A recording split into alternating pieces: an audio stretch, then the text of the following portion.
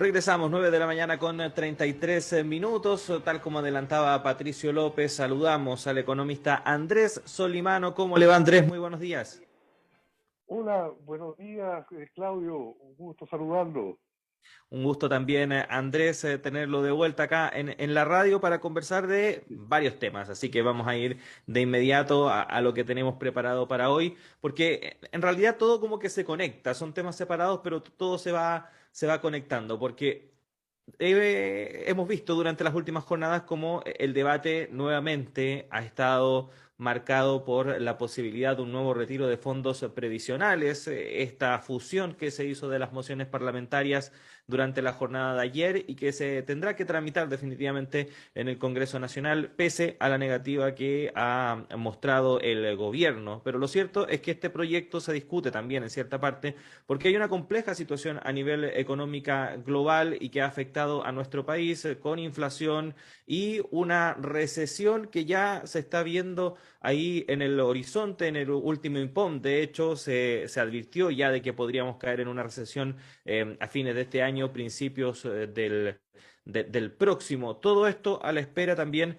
de este plan de recuperación inclusiva que se supone va a dar a conocer dentro de poco el Ejecutivo. Andrés, te quería pedir una primera reflexión al respecto de este panorama, ¿no? Que es muy complejo y que nuevamente tiene un foco puesto también ahí en lo que es nuestro sistema previsional. Claro, no, como dice Claudio, es una conjunción de varias cosas pasando al mismo tiempo, todas bastante complejas. Pero si uno empieza como a desmontar el problema, desconstruir, como dicen los escritores, de a poco, quizás tiene un poco más de claridad y eso puede ayudar a eventualmente que se tomen mejores decisiones. Eh, a ver, efectivamente el quinto retiro está ahora, se va a poner en tabla, entiendo, en la Comisión de Constitución, se aprobó, que se discuta, entonces tiene bastante, por lo que se ve, no sé, ha agarrado como cierto impulso o bastante impulso. Entonces, me da la impresión que el hecho de haber adoptado una posición como frontalmente anti-quinto retiro, le puede estar pasando un poquito la cuenta al gobierno, ¿no es cierto? Porque ahora uno ve de todo el espectro político, no todo, pero hasta el Partido Republicano está apoyando el quinto retiro. Entonces, quizás para llevarle la contra al gobierno que había dicho que no quería quinto retiro. Y hay otra gente que está apoyando el quinto retiro, parlamentarios, que probablemente ven una necesidad más objetiva, social, económica, de hacerlo. Entonces hay un cuadro complejo. Yo creo, sin tomar partido de sí o no quinto retiro, que un quinto retiro no va a ser, como no lo fueron ni el uno ni el 2 ni el 3 el fin de la economía chilena, el fin del mundo. No es cierto? Eh, Primero, porque a ver, el monto de la plata que se retira de las cuentas individuales ha ido cayendo en cada retiro, ¿no es cierto? Partió como 20 mil millones, el equivalente a 20 mil millones de dólares en el primer retiro, y el tercer retiro fue en torno a 8 mil millones. Entonces, uno puede pensar que el quinto retiro, si se llegara a aprobar, puede ser más cercano a los 5 mil millones, digo yo, 6, 5, porque ya mucha gente no le queda, con los tres retiros anteriores sacó toda la plata de los fondos de la AFP, entonces no queda tanta plata en las cuentas de mucha gente, entonces debería ser menos. Ahora, si el retiro, digamos, 40% o la mitad se ahorra, 30, 40, y el resto va a consumo, que el impacto sobre el mercado de bienes y de servicios no es tan agudo. Entonces, la gran preocupación que tiene el Banco Central, y hay un eco del Ministerio de Hacienda actual, es de que esto sea una medida que lleve a aumentar las presiones inflacionarias. Eh, no estoy tan seguro, puede haber un efecto en el margen, pero no estoy tan seguro que sea como una inflación desbocada ni nada, porque la inflación agarró un poco de dinámica por los precios de los productos importados y esto agravado ahora por la crisis de Ucrania. Entonces, que ha aumentado el precio del trigo, ha aumentado el precio del maíz, de la soya, de los fertilizantes, etcétera. Entonces, o sería otras causas que no necesariamente internas. Además, todo el mundo literalmente está con inflación en Estados Unidos cerca de 8%, en Europa incluso más, varios países, 9%. Entonces, no es, no es que sean puras causas internas. Entonces, yo, para sintetizar, diría un poco de paños fríos, dimensionemos el monto que si se llega a agarrar una dinámica que se apruebe un quinto retiro, cuánto serían los montos que se sacarían de las cuentas, a dónde van, porque hay mucha gente que incluso saca la plata de la cuenta de retiro programado de la AFP y la pone en la cuenta 2, otros la ponen en su cuenta de ahorro bancaria, es decir, hay traspaso de ahorros, pero no un cambio en el ahorro, una disminución de ahorro de toda la economía. Hay gente que se hace tratamientos médicos que no tenía plata para financiarlo, hay gente que mete en un negocito el dinero o unos arreglos de la casa, no todo es desbocado a ir a comprar más bienes. Sí, no todo se va en plasmas, como decía ahí algunos ministros y ministras en los anteriores debates sobre los retiros de Claro, fondos. claro, no todo plasma, ha subido el precio de los automóviles, pero bueno. Entonces, yo le pondría un poco de paño frío y también vería las motivaciones de por qué hay un quinto retiro. Y quizás podemos discutir el tema, lo que decía usted, Claudio, cuál es la perspectiva del 2022, 2023, la situación económica, Ujú. después de lo que dijo el Banco Central en su informe de política monetaria. Sí, vamos a ir al tiro a eso, Andrés, pero le Sí, quería hacer una perfecto. última pregunta a propósito de esto, Sí, porque uno de los análisis que se hacen respecto de este como cambio de criterio que han tenido algunas de los actuales ministros que en su momento cuando fueron diputados y diputadas apoyaron los retiros, uno de los análisis que hacen para entender este cambio de criterio, que ahora están totalmente en contra de la idea, si bien siempre se ha dicho de que no es conveniente que sean los trabajadores los que se paguen o que paguen ellos mismos con plata de su bolsillo el costo de la crisis, hay un análisis que habla respecto de que sería muy poco viable avanzar en una reforma efectiva a las pensiones si es que no están esos fondos. Entonces, que habría una intención también de cuidar esos fondos para poder avanzar en esa reforma. ¿Se puede avanzar en una reforma ambiciosa como la que se pretende sin esas platas ahí en las cuentas? bueno, el fondo total de AFP tiene más de 185 mil millones de dólares, o sea, no es que no haya plata, hay mucho Ujú, más plata que la que se puede utilizar. De hecho, Chile, el sistema de AFP exporta fuera de Chile, o sea, saca los ahorros de los trabajadores y los coloca fuera de Chile por un monto agregado de 100 mil millones de dólares. Entonces, y eso, en estas discusiones rara vez se trae a colación. O sea, es un sistema muy excedentario incluso después de los 3 retiros. Claro, afecta a distinta gente de forma diferenciada.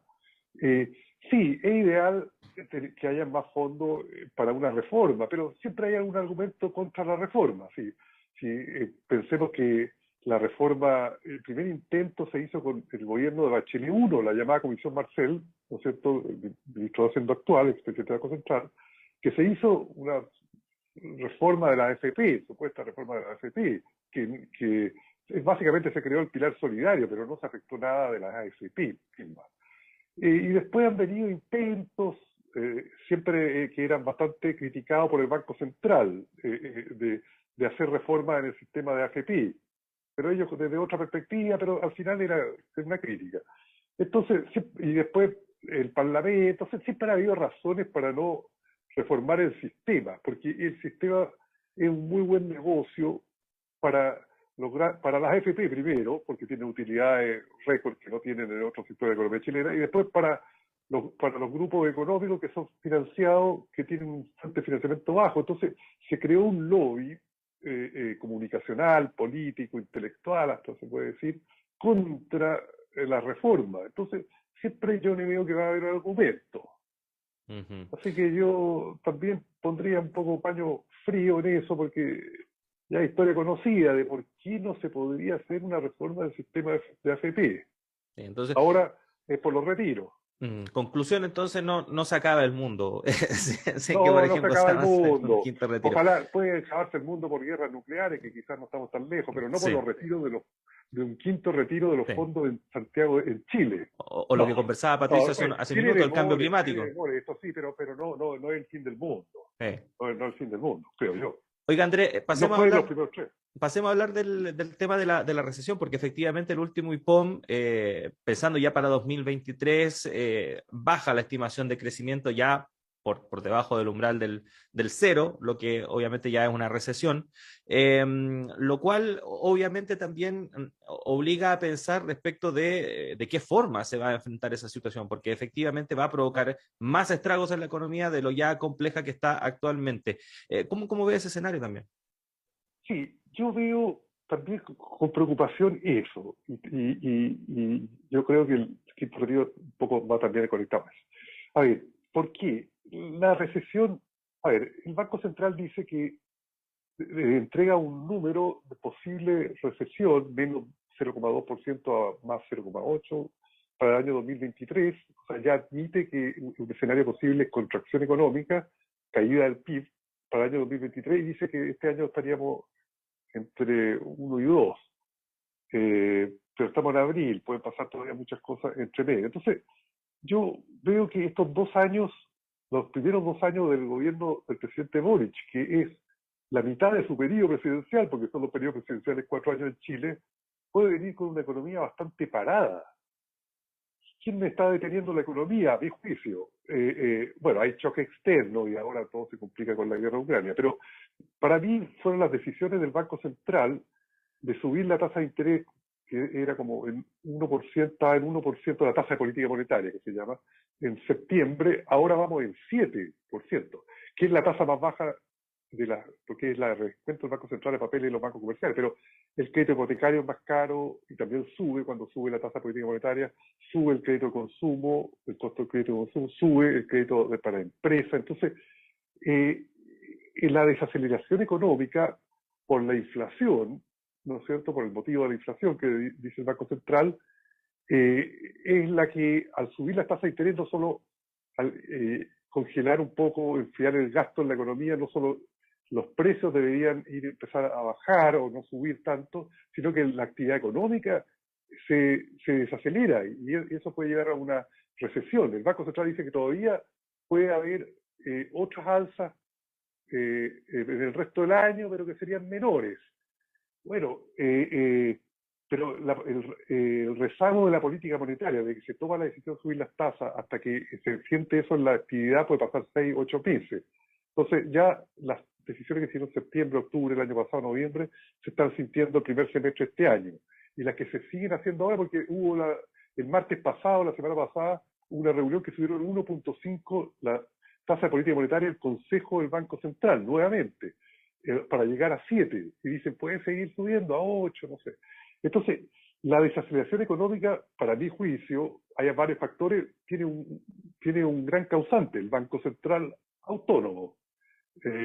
Autónomo en el sentido de que, no digo autónomo porque ellos toman las decisiones, claro, está dentro de su mandato, bajar la inflación y el instrumento principal es la tasa de interés, pero el costo que le pueden producir a la economía no lo pagan ellos porque ellos son autónomos, son todos designados el Consejo por 10 años,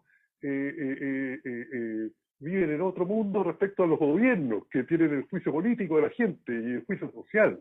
Entonces, eso no hay que olvidarlo. Entonces, los 2 primeros años del presidente Boric van a ser pueden ser, si se sigue el curso actual de la política económica, van a ser con empleo lento, con los créditos más caros y el servicio de la deuda a la gente que está muy endeudada, aumentar con la tasa de interés, con la carestía de la vida, el pan está a 2.000 pesos el kilo casi, 2.000 pesos, el aceite está a 2.500, la canasta básica ha subido mucho.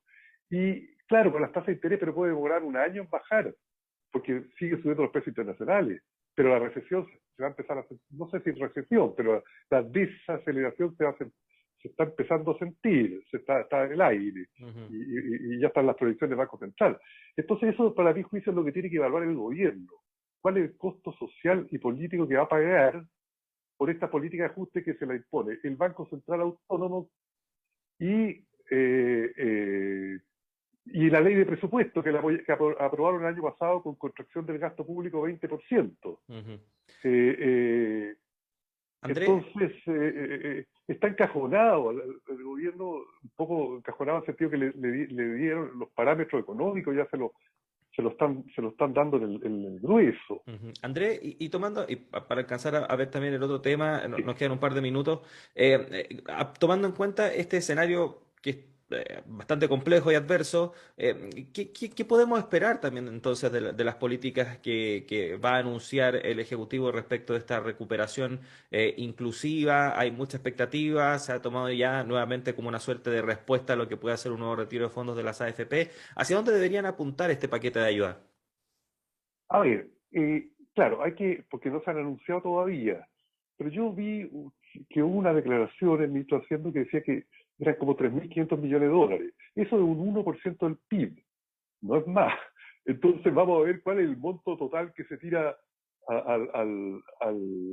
del asado, como dicen, lo tiran al asado,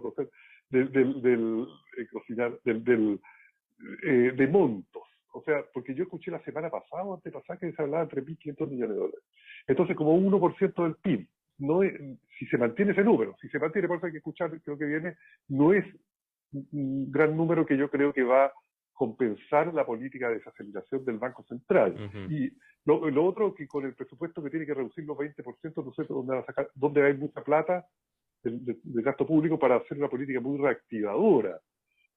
Yo creo que el acento debería estar en proteger el empleo y lo otro, proteger la canasta de consumo básico.